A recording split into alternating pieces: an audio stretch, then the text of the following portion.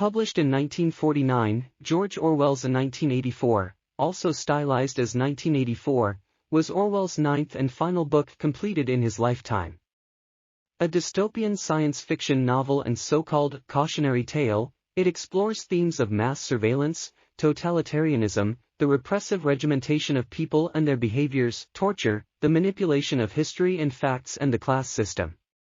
Orwell was himself a democratic socialist, and modeled the government within the novel on the systems of Stalinist Russia and Nazi Germany. George Orwell's 1984, like many works of literature, unmistakably carries with it literary traditions reaching back to the earliest of storytellers. Among the literary traditions that Orwell uses is the concept of utopia, which he distorts effectively for his own purposes. Utopia, or nowhere land, is an ideal place or society in which human beings realize a perfect existence, a place without suffering or human malady. In 1984, Orwell creates a technologically advanced world in which fear is used as a tool for manipulating and controlling individuals who do not conform to the prevailing political orthodoxy. In his attempt to educate the reader about the consequences of certain political philosophies and the defects of human nature, Orwell manipulates and usurps the utopian tradition and creates a dystopia, a fictional setting in which life is extremely bad from deprivation, oppression, or terror. Orwell's dystopia is a place where humans have no control over their own lives, where nearly every positive feeling is squelched, and where people live in misery, fear, and repression. The story takes place in an imagined future, the year 1984, when the majority of the world has fallen victim to perpetual war, omnipresent government surveillance, propaganda and historical negationism. Great Britain is now named Oceania, is ruled by Big Brother, i.e. the party, and employs the thought police to monitor everyone's thoughts and behavior, and prosecute people for exhibiting even the smallest sign of individuality. Protagonist Winston Smith is a member of the Outer Party. He works in the records department of the Ministry of Truth, where he is required to rewrite history to suit Oceania's political agenda. He decides to start a diary, an act punishable by death, as a means of retaining a sense of individualism and humanity. However, telescreens, which monitor every move people make, mean that he risks his life every time he writes in it, or does anything at all that could be perceived as anti-party. He catches the eye of an inner party member, O'Brien, who he thinks is an ally. He also catches the eye of a dark-haired girl from the fiction department, Julia, and starts an affair with her. The pair meet in secret and rent a room above an antique shop in an area lived in by proles, or the lower class, where they believe that they won't be caught.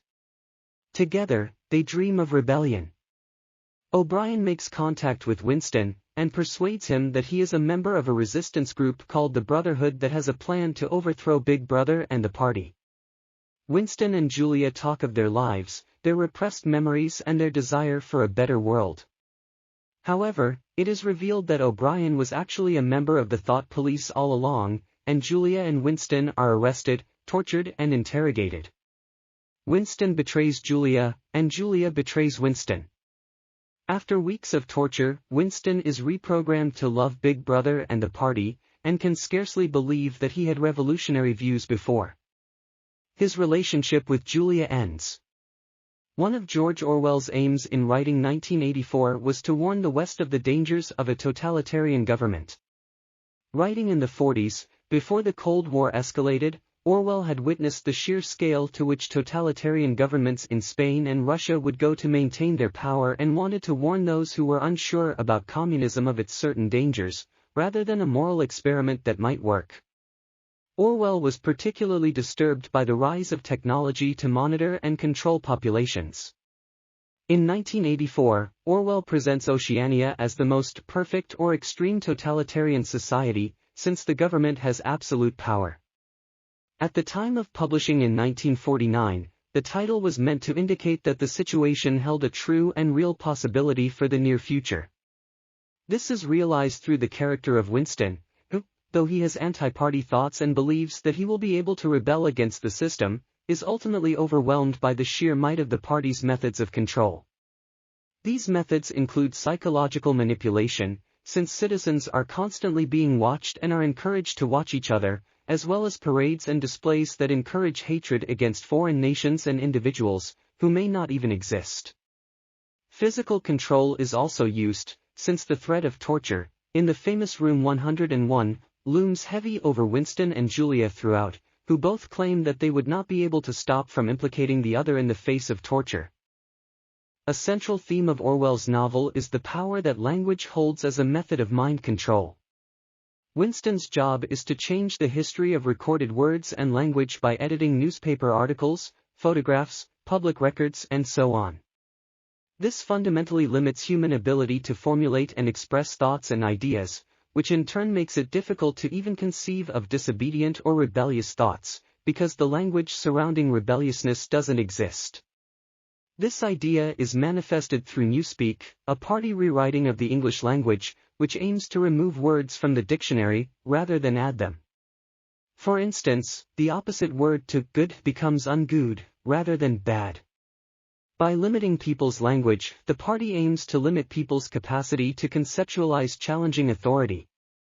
Interestingly, Orwell may have been drawing a comparison to the legacy of colonialism, whereby colonial powers often made it mandatory that their language be spoken in the lands they forced control over, and made engaging with indigenous language and culture a crime. Throughout 1984, Winston and Julia discuss their revolutionary ideas, and believe that a group called the Brotherhood led by a man called Emmanuel Goldstein are planning a coup. For Winston and Julia, their revolutionary ideas begin with personal acts of rebellion such as keeping a journal, buying a decorative paperweight and, later, engaging in an otherwise forbidden relationship with Julia. Their sexual relationship also commits the thought crime of desire towards each other. Though Winston doesn't believe that he can personally destruct the thought police, he holds on to the hope that one day, a revolution will be possible. Winston's most concrete hope for actual revolution lies with the proles, the lower class, who he observes have both far greater numbers than the party and are capable of more independent thought. However, they have been subjugated so severely by their poverty-stricken circumstances that they do not have the strength to carry out a revolution. Meanwhile, the party itself claims that it is the product of a revolution. According to Winston, it was created during the 1960s during a revolution that overthrew the existing British social order.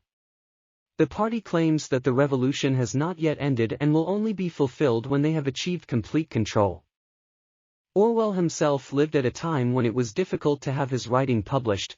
He lived during a highly political time in post-war Europe. For instance, he found it difficult to find a publisher for one of his most famous works, Animal Farm.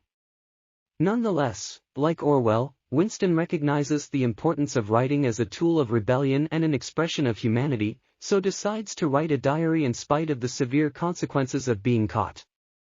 This contrasts with his day job, which involves him rewriting and falsifying historical records, which in itself is a censorship and oppression of the written word.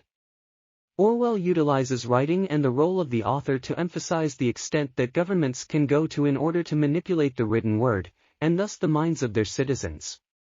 In the novel, the written or printed word is so dangerous that Winston has to conceal a little ink mark from his fingers that might betray he has been writing, and later, he has to destroy Julia's note professing her love.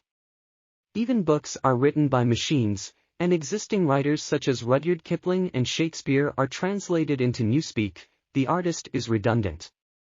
As an act of resistance, Emmanuel Goldstein's book is treated as a Bible for the revolutionary people, to try and demonstrate that the pen is mightier than the sword.